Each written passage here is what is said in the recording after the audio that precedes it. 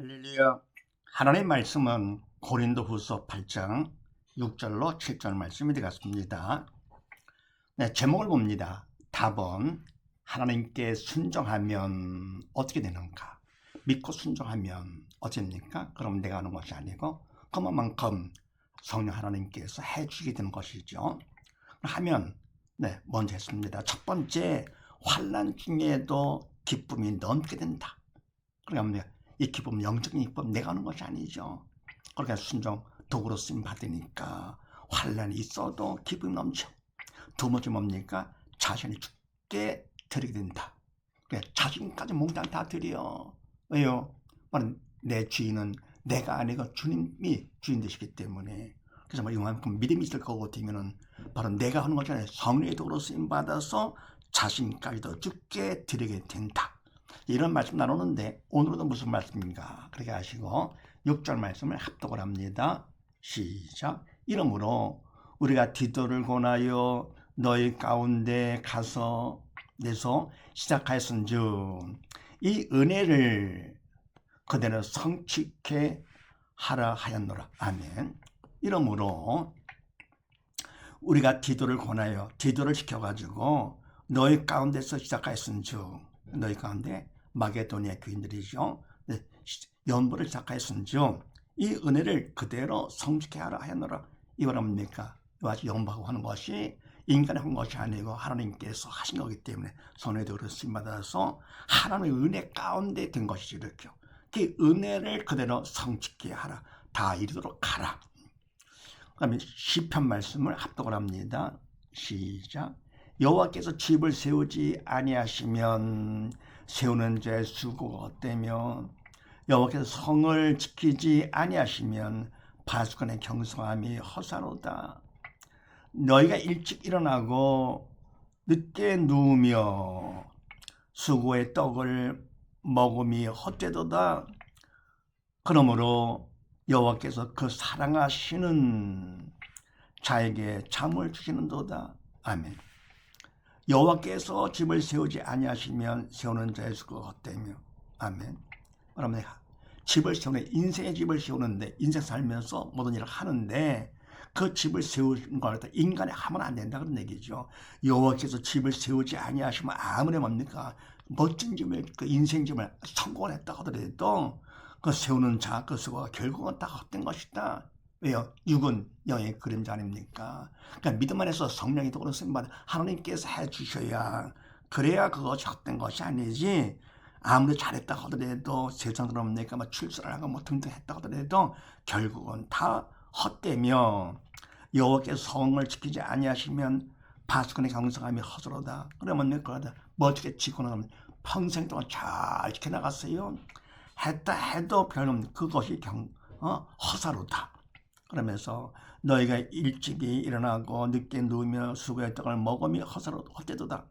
그래, 꽤나 열심히 그냥 부지런하게 했죠. 그냥 일찍 일어나가 늦게 누우면서 열심히 수고를 했다 하더라도 내가 그 결국은 다 헛된 것이다.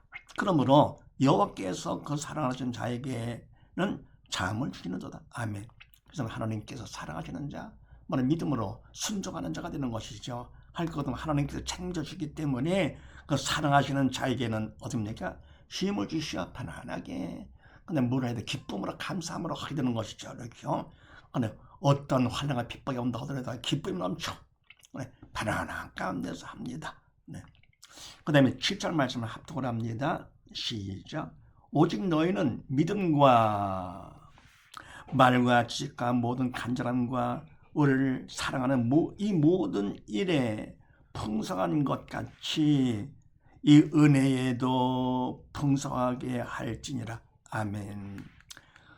오직 너희는 믿음과 말과 지식과 모든 간절함과 아멘. 그러면 믿음이 있어가지고 뭡니까? 결국 성령의 도구로 쓰임 받아서 바로 순종을 하면서 말도 성령의 도구로 쓰임 받고 지식도 바로 주님을 알게 되는 것이 그게 영적 지식이죠. 그런 모든 간절함, 내가 하는 것이 아니고 하나님께서 그런 그 마음을 주셔가지고 간절함과 우리를 사랑하는 이 모든 일에 성실한 것, 풍성한 것 같이 해서 내가 고린도 교인들을 사랑하는 그 모든 일에 풍성한 것 같이 은혜도 풍성하게 할지니라. 그래서 뭡니까? 하나님께서 풍성한 은혜 가운데 해주시니까 그냥 풍성한 은혜가 넘치게 된다 그러는 거죠. 은혜도 풍성하게 할지니라. 뭐를 해도 뭡니까? 이제는 내가 하는 것이 아니고 믿음만큼 순종함으로써 하나님이 해주시니까 되는 것이죠. 그래서 하나님께 순종하면 세 번째 어떻게 되느냐? 내가 하는 것이 아니라서 하나님의 은혜도 풍성한 자가 돼서 그 은혜 가운데 남에게도 은혜를 베풀어 주는 것이죠. 그래서 은혜도 풍성하게 된다. 그래서 첫 번째 뭡니까? 환난 중에도 기쁨이 넘치게 되고, 두 번째 자신을 주님께 드리게 되면서 그럼 그 은혜, 하나님의 은혜 가운데서도 남에게도 은혜를 풍성하게 하는 자가 된다. 그 다음에 마태복음 말씀을 합독을 합니다. 시작. 이에 예수께서 꾸짖으시니 귀신이 나가고 아이가 그때부터 나으니라. 이때 제자들이 정령이 예수께 나와 가로되 우리는 어찌하여 쫓아내지 못하였나이까. 가로되 너희 믿음이 적은 연고니라.